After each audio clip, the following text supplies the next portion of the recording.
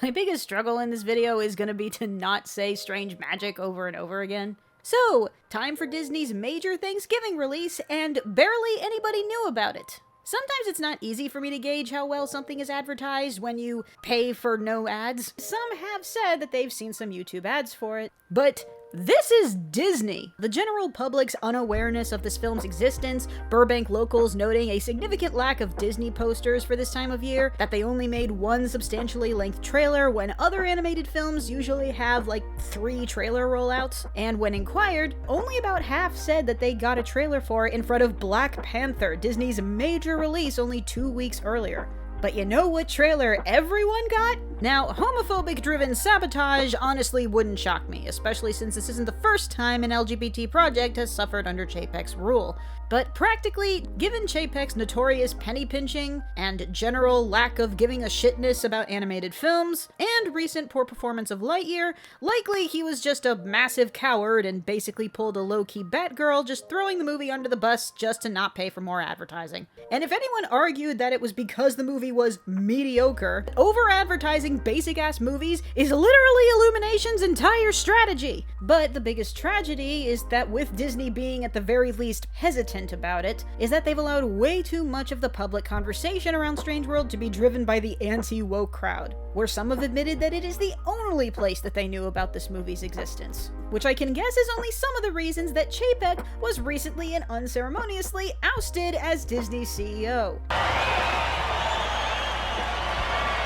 But let's also not forget that Iger wasn't perfect either, responsible for a bunch of very expensive projects and mergers that haven't paid off, at least not yet. But at least he didn't micromanage the creative department, who was so out of touch with the identity and soul of Disney that he tanked the stock pretty much every time he opened his mouth. Maybe Iger's major plus is just that he's better at talking in public, but I also don't expect the Disney genie will be going anywhere just yet.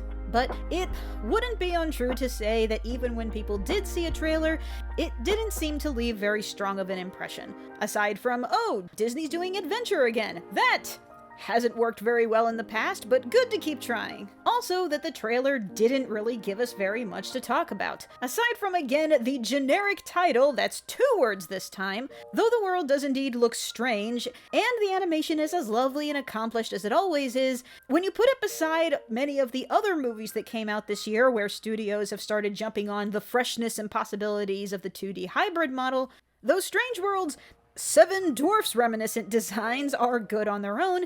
They almost look too typically Disney and too mainstream ordinary.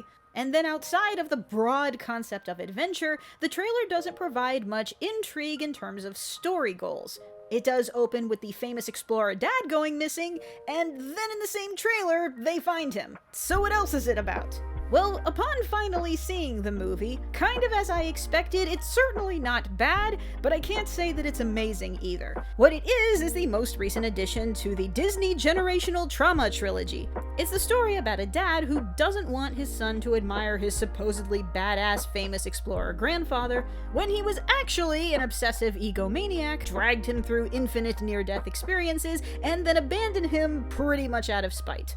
But just because he cares more about his son's safety doesn't mean that he doesn't have his own parental blind spots and is more like his dad than he thinks he is. Now, foremost, I think that generally the 3 main characters balance each other out pretty well, and you can see where they're inspired and influenced by each other.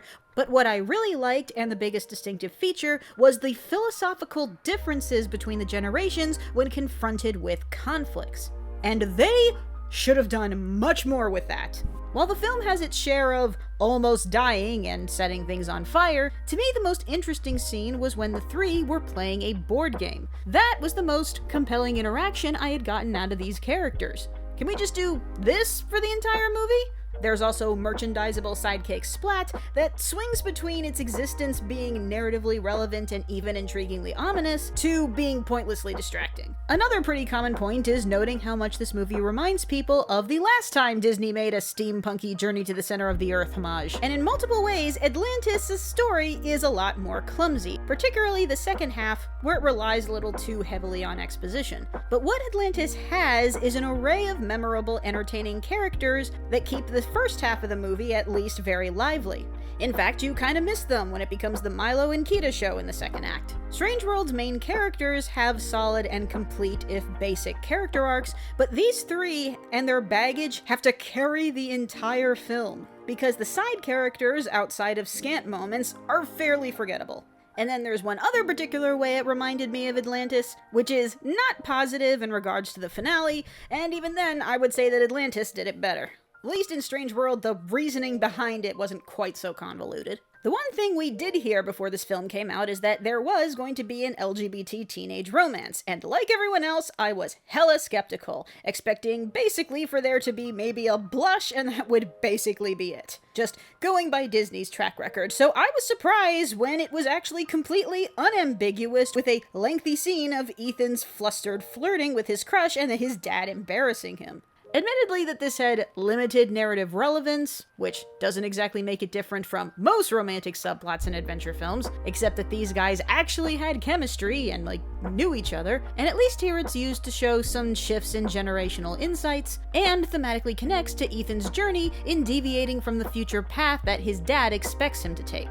Now, this movie does have a twist that I would definitely not call unguessable, but I do think that it is a fitting twist for what the movie is going for. But a point that some others have already made is that if this movie had not tried to make this a twist, and instead it was baked into the concept from the start, it would have given this movie a much more engaging hook for audiences to grab onto, which I 100% think would have been the case. I do understand why they made it a twist. I even think it works fine on a thematic level, but I also don't think it was necessary. To the point where I would say that this is another case where Hollywood's addiction to twists has started to kneecap itself.